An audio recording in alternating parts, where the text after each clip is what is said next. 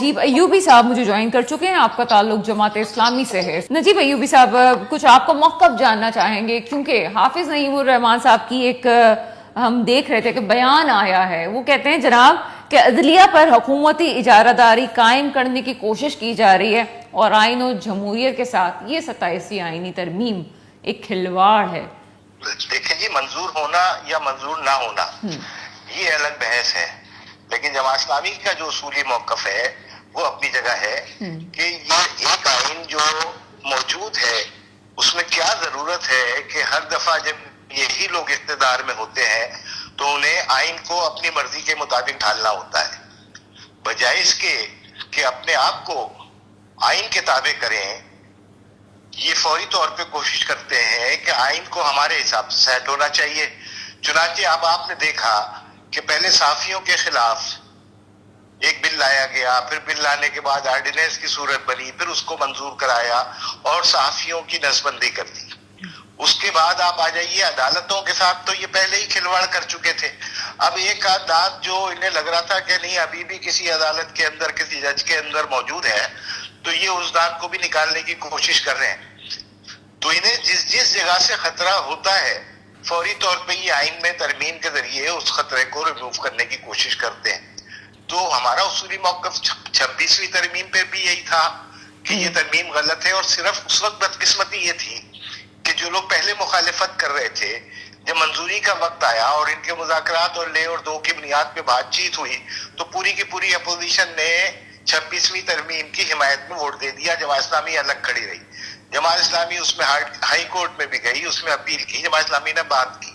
لیکن اس دفعہ صورتحال اور مختلف ہے. اس وقت بھی لگتا یہی ہے کہ یہ سب آپس میں ایک ہو جائیں گے, اور مخالفت اپنی جگہ ہے, لوگ مخالفت کر رہے ہیں, لیکن یہ کہ جو آنیاں جانیاں لگی ہوئی ہے, فوری طور پہ تمام ادارے متحرک ہو گئے ہیں, ہر ایک کے گھر کے اوپر راؤنڈ چل رہے ہیں ملاقاتوں کے اور کھانوں کے اور چائے کے, اور زیر بحث صرف آئینی ترمیم ہے. تو مجھے بتائیں کہ وہ آئین جو اصل شکل میں موجود تھا 1973 سے لے کے اب تک, اس میں آپ نے یعنی 27 مرتبہ ترمیم کی ہے, تو کیا واقعتاً ایسی افتاد پڑی ہوئی ہے کہ اس آئین سے اب گزارا نہیں ہو رہا اور اپنے حساب سے یہ آئین بنانے کی کوشش کر رہے ہیں؟ تو مجھے بتائیں کہ اب آئین کس جگہ رہ گیا ہے؟ اس کی اتنی غتربوت ہو گئی ہے, اتنے کٹ مار دیے گئے ہیں, اتنے ٹاکے لگا دیے گئے ہیں کہ اب آئین کا اصل چہرہ تو ہمیں نظر ہی نہیں آتا. اوور آل اگر سر میں یہاں پہ کمپلیٹ کروں, سر میں پورا اگر آپ بات کر رہی ہیں تو آئین میں وہ گنجائش ہے, اور اس کو تو سر میں پوری بات کر لوں, لایا جا سکتا ہے. یہ تو اچھی باتیں ہیں, لیکن یہ کہ جن چیزوں کو آپ نکال کے اپنے تابع کرنا چاہتے ہیں, میں تو اس کی بات کر رہا ہوں. اچھا سر, 27ویں آئینی ترمیم کے 2-4 چیزیں ہیں.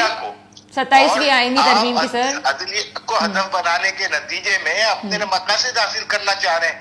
یعنی آپ نے جو بھی بات کی, اب کون عدالت کا جج ہوگا جو آپ کی مرضی کے خلاف فیصلہ دے گا؟ اب آپ مجھے بتائیے نا, یہ جو خطرناک ترین کام ہونے جا رہا ہے, جو اس سے پہلے 26ویں ترمیم میں بھی ہو چکا, آرڈیننس کے ذریعے بھی ہو چکا, کہ عدالتیں ساری کی ساری سارے ججز اپنے تابع کر لیے ہیں. آپ کسی بھی جج کو کسی بھی جگہ بغیر بتائے تبادلہ کر سکتے ہیں, سینئر کو جونیئر سے بدل سکتے ہیں, جونیئر کو سینئر سے بدل سکتے ہیں, اس کی بینچز تبدیل کر سکتے ہیں. تو اب آپ بتائیں ان حالات میں کیا فیصلے سنے جائیں گے, کیا مسائل سنے جائیں گے, اور کیا فیصلے ہوں گے؟ لہذا جماعت اسلامی سمجھتی ہے کہ اس معاملے پہ احتیاط کا معاملہ کیا جائے اور سوچ سمجھ کے کام کیا جائے. ہم بہرحال اس پورے مرحلے پر اس پوری آئینی ترمیم کے خلاف کھڑے ہوئے ہیں. ہم نہیں چاہتے کہ جو اصل آئین تھا اس کی شکل بگاڑی جائے. اس کے نتیجے میں ہو یہ رہا ہے کہ پوری کی پوری جمہوریت جو ہے وہ ویسے ہی تیا پانچا ہو چکا ہے, اور اب پوری کی پوری جمہوریت یرغمال ہو جائے گی. اور صرف مقننہ نہیں بلکہ تمام ادارے اپنی اپنی راہ گلاب رہے ہوں گے اور اپنی مرضی چلا رہے ہوں گے. کچھ اس طرح کا نظام بننے جا رہا ہے کہ جس سے آئین سے جان چھڑانے کی کوشش کی جا رہی ہے.